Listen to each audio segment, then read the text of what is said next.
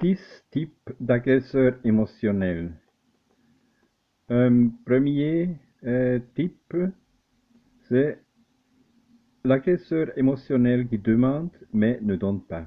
Ce type d'agresseur émotionnel considère que le conjoint doit lui faire plaisir et même prendre soin de ses responsabilités. En revanche, ce dernier ne peut rien exiger, doit se contenter et le remercier pour ce qu'il offre. Il se sent au-dessus de toute remise en cause puisqu'il se considère comme une personne adorable et généreuse. Un deuxième type, le monsieur parfait. Il se considère comme une personne admirable, habile et intelligent, faisant bien les choses. Il sait exactement quoi faire et même ce qu'il est mieux pour son conjoint. Par conséquent, les opinions de l'autre ne méritent pas d'être écoutées ou prises en considération, notamment lorsqu'elles diffèrent des siennes. Troisième type, l'expert pour déranger. Il est convaincu que son conjoint est celui qui crée des problèmes. Il agit sur la base de cette conviction. Ces types d'agresseurs émotionnels peuvent maltraiter sans altérer le ton de la voix. Un quatrième type, le sergent instructeur. Contrôler tous les mouvements de son conjoint est une nécessité pour ce type d'agresseur. Il considère en effet qu'il sait parfaitement comment les choses doivent être faites. Il considère que l'autre n'a pas le droit d'avoir quelque chose ou quelqu'un dans sa vie en dehors de lui. Le cinquième type, le sensible. Ce type se dit contre le machisme. Il ne peut donc pas être un agresseur. Par conséquent, les femmes devraient lui être reconnaissantes de ne pas être pas comme ces hommes. Il adore parler de sentiments. Il se présente lui-même comme un allié des femmes, de sorte qu'il lui résulte facile de penser que si son conjoint se sent maltraité, l'erreur est imputable à ce dernier.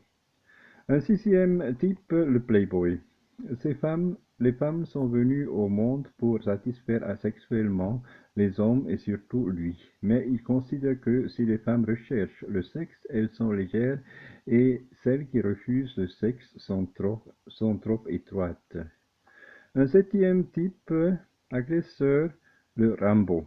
Il pense que fuir la violence ou montrer de la peur ou du chagrin est associé à l'homosexualité ou à la féminité, autrement dit à une catégorie inférieure. En revanche, la force et la violence sont bonnes. Huitième type, la victime. Il sent que la vie a été injuste et dure pour lui, que tout le monde lui fait du mal, notamment les femmes avec lesquelles il a été.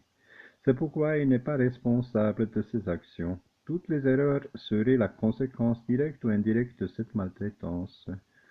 Un neuvième type d'agresseur, ces types d'agresseurs émotionnels pensent, c'est le terroriste. Ces types d'agresseurs émotionnels pensent que les femmes sont mauvaises, qu'il est nécessaire de les terroriser pour qu'elles agissent de la manière la plus appropriée. Ils n'assimilent généralement pas que les femmes puissent prendre leurs propres décisions de façon autonome. Et le dixième et dernier type, le malade mental ou le toxicomane. Il justifie ses actes par ses problèmes psychologiques ou de dépendance. Cela lui permet de ne pas se sentir responsable. Par conséquent, il considère quiconque lui reproche ses abus comme une personne méchante, qui ne prend pas en compte ou ne comprend pas ses problèmes.